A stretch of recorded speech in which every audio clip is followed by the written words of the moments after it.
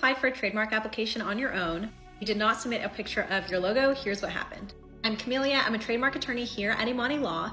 The reason why there was no place for you to submit a picture of your logo, because when you applied for the trademark application, you applied for a wordmark.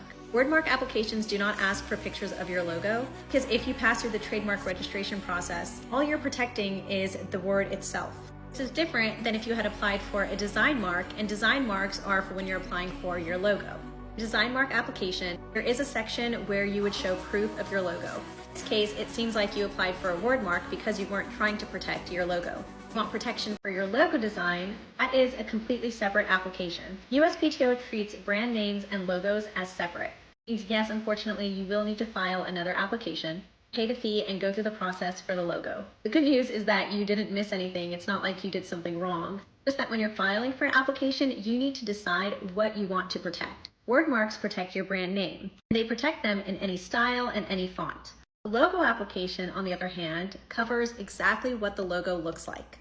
This is exactly where trademark attorneys like us come in. We help you figure out the right strategy, that you're not wasting your time and your money on unnecessary filings, and we make sure your application is done correctly, and we do a comprehensive search of your brand name before we even file, so we can tell you what the chances are of your brand getting registered before even filing. This is going to save you a ton of money and a ton of time and energy down the line.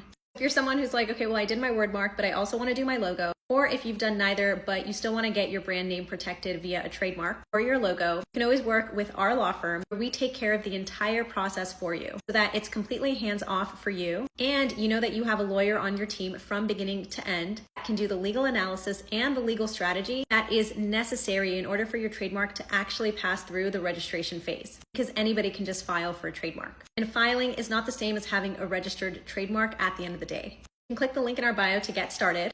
You can always DM us and we can get started that way as well. As always, I hope this was helpful and feel free to follow for more tips.